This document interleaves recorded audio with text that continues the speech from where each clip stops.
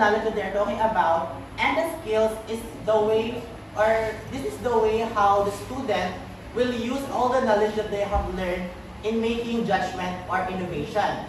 So pag nagpagawa na sila ng judgment and innovation, may masasagot na nila yung mga unstructured problems na walang predetermined answer. Next is, characteristics is, please read. Ask the student to do the subject. The student has to carry out exploration and work within the discipline of the subject area, rather than mistaking what is already known for what is taught. So the word do is being emphasized there. When we say do the subject, what do you mean by that? Do you have any idea what is being meant there in the, or what is being said there in the slide, or the third characteristic?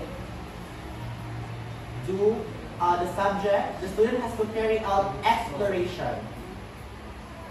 So they tackle more, then dig deep.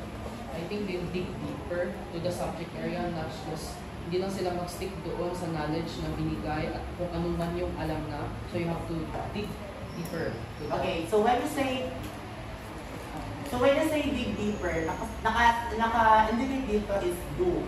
When you say when students dig deeper, do you think pwede sila mag-dig deeper on their own?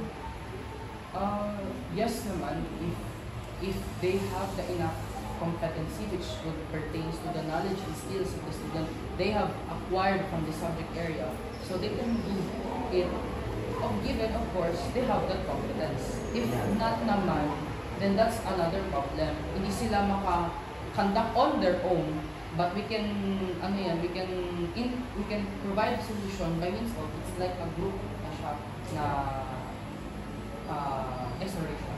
Can you give me examples na ikaw mismo or naka-experience ka na ba na ikaw mismo ang gumagawa ng task? Yes, actually, during senior high school, I think conducting research is one of those. So, as a leader, the stereotypical mindset na pag si leader lang lahat. So, actually, ako lang, hindi naman ako, pero yeah, I have the knowledge and the skills, pero it's not enough for me, of course. So, by providing the other tasks to my fellow classmates, then we, I think as one, explore more to the content of our research.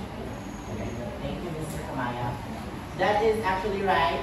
And the third characteristic talks about experiential approach to learning. Meaning, yung students mismo is sila na mismo yung mag-explore sa task. And they're talking also about hands-on learning. When you say hands-on learning, naka-experience ba tayo ng hands-on learning during college? Yes. When? And Mr. Yohao, when did you experience hands-on learning? Okay, that is actually what is being stated there. It talks about experiential learning where students are expected to engage deeply with the subject matter through hands-on exploration and application. Thank you. For the fourth characteristic, please read everyone. Replicates or simulates the context in which models are tested in the workplace, in civic life, and in personal life. Context involves specific situations that have particular constraints, purposes, and methods.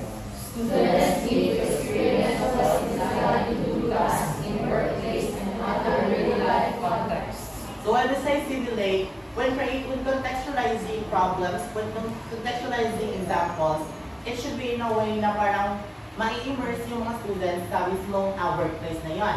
Now, we already talked about kung paano ma-contextualize, maka-affect ito sa community or sa school. Diba, may example na tayo kanina. Now, how do you think authentic assessment can affect one's personal life?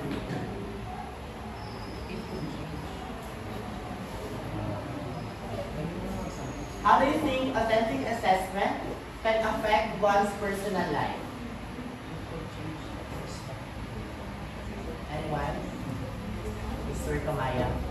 It would change, it will change your perspectives about certain topics, like the misconceptions, or it could add to your prior knowledge which is inclined to that So it would mean na it would change you personally kasi you will act it out, correctly, or you will lead yourself to much correct path by application in the topic.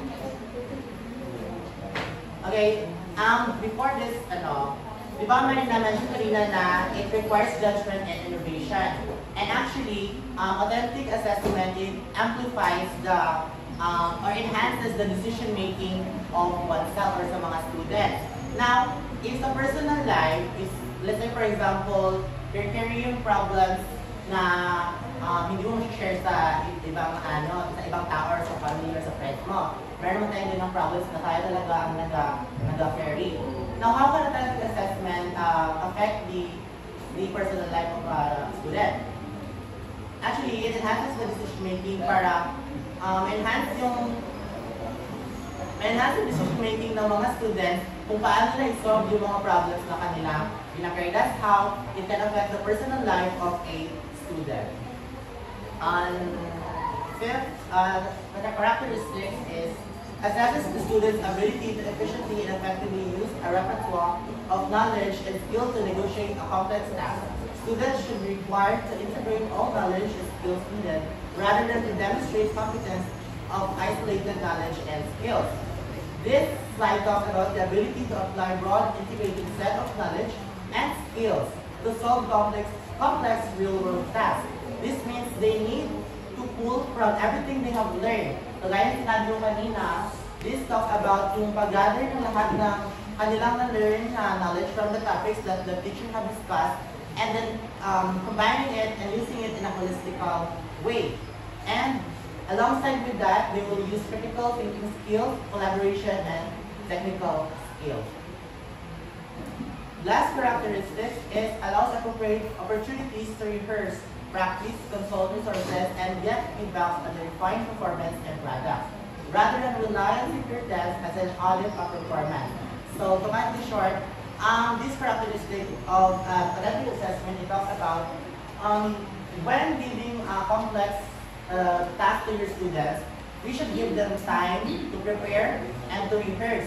And also, it is very important for feedback cycles. What do we mean by feedback cycle? Is we give feedbacks to the performance of the students while they're doing their tasks, while they're doing their assessment, and after they presented their output and their task. And now that we're done tackling about the characteristics of an authentic assessment, let us now move into the factors that may affect the authenticity of assessment. I-cut na natin. Kasi medyo anong way ibang part? After that. Relate to the subgroups from. Okay. Tapos, ito lang yung interconnected. Okay lang po, Paolo. I-video mo na lang yung part na yan. Tapos ibigay mo sa kanila.